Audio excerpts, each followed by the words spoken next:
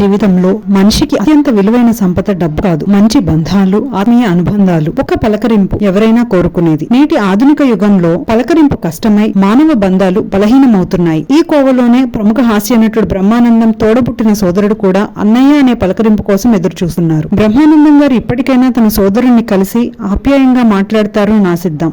అప్పుడు హైదరాబాద్ లో ఉండైనా సరే, ఇంట్లో ఉండైనా సరే, ఇంట్లో రోజు షూటింగ్ కలవు కదా. అవును, రోజు ఎవరో ఒకళ్ళు వచ్చి మాట్లాడరు కదా.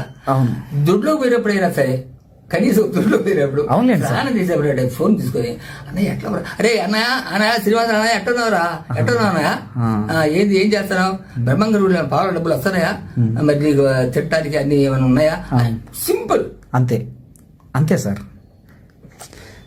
అనుకుంటాము. అంతేగాని ఎప్పుడైనా పలకరిస్తానికి అంటే ఒక్కటి అందరం భయం, ఎవరు లేరు. మా అన్నయ్య వాళ్ళు, మా చిన్నయ్య, మా పెద్దన్నయ్య, మా అక్కయ్య. సార్ ఇప్పుడు మీ తోడబుట్టిన వాళ్ళల్లో ఉంది మీరు, బ్రహ్మానందం గారు, అంతే అంతే. ఇంకా మీ తోడబుట్టిన ఆడపిల్లలు కూడా ఎవరు లేరు.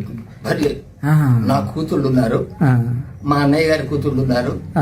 అదే అంటే మీ తోడబుట్టిన వాళ్ళు అంటూ మీరిద్దరే, మీ తల్లి సంతానం మీరిద్దరే ఉన్నారు. మేమిద్దరే ఉన్నాము. ఎప్పుడైనా వచ్చి వెళ్తా ఉంటారు సార్ మీ దగ్గరికి? అంటే తక్కువ, ఎప్పుడు వస్తాడు కానీ నేను కూడా, ఎందుకంటే ఒకటే విషయం నేను చెప్తూనే, ఎందుకంటే ఒకసారి 2 సార్లు గొప్పవాడు పలకరిస్తే చిన్నవాడికి కాస్త చదువుగా ఉంటుంది, మాట్లాడడానికి బాగుంటుంది, ధైర్యం ఉంటుంది. ఆ ధైర్యం లేదు బాబు. అదేలేండి సార్, అదేలేండి. మనకు మనంగా వెళ్తే ఎలా ఉంటది, ఎలాగుంటదో అనే ఒక భయం, అంతే తప్ప వేరేం లేదు. వాడు అంటాడని కూడా కాదు, కానీ మేము మనకే ఆ ఫీలింగ్ అనమాట, అంతే తప్ప. అంటే పలకరిస్తారు కదా, నువ్వు వచ్చి అన్నావు అనుకోండి, మీరు వచ్చారనుకోండి, మరి ఎంత ప్రేమగా ఉంటేనే కదా మరి. అవును, ఏదైనా లేదు. ఇప్పుడు నేను మాత్రం ఒక్కడే ఉన్నాను.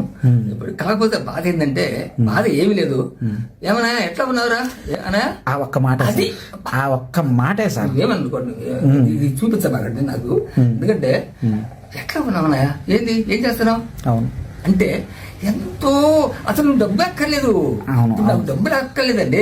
వచ్చాడంట, నాకు తెలియదు నిన్ననో ఇవాడు. ఇప్పుడు నాకు బాధ వేసింది, నేనేం నడవలేను, పెట్టలేను. అవునండి సార్, నడవగలుగుతాను కూడా చిన్నగా. ఎక్కడుంటాడు ఏమిటో, అది ఎట్లా పోవాలో ఏమిటి, అంతమంది జనాల్లో ఎత్తుక్కొని వెళ్ళాలి. వాడు రాకపోయినా రావడానికి వీలుపడదు, నా ఇంటిని బాధపడతారు, సమస్య. అవును అవును, ఆయన ఇక్కడ దిగాడంటే అసలు ఈ రోడ్డు పట్టదు. లేదు, వచ్చాడు అనే, నువ్వు వచ్చి నువ్వు ఇది కూడా కాదు, హైదరాబాద్ యువతను తీసుకొని రానే అని ఒకసారి చూడాలని అని అంటే, అవును సార్, అవును అవును, అది చాలు, ఇంకేమి లేదు. అవునవును, ఇప్పుడు అమ్మాయిలు దండం పెడతారు హాయిగా. నేను బ్రహ్మంగారి గుడిలో ఉంటాను, అవును, బ్రహ్మంగారి గుడిలో పూజారి చేస్తుంటాను. అవును సార్, పాల బెడ వస్తే లేకపోతే లేదు. నాకు మాత్రం ఆ స్వామి నాకు చక్కగా చూస్తున్నాడు. రెండోది ఏంటంటే పలకరింపు, అది ఎందుకంటే ఎప్పుడు ఏమవుతుందో ఎవరికి తెలియదు కదా. నేను ఇదివరకు 10 ఏళ్ళ నాడు వాడు పోయి దాదాపు 30 ఏళ్ళు 40 ఏళ్ళు అవుతుంది. నేను అప్పట్లో నేను కూడా పాటలు పాడతాను, నేను కూడా నాటకాలు వేస్తాను. నేను ఆశపడ్డా, అది కూడా చేయబడ్డది బాధ. ఇప్పుడు ఏం చేయగలను?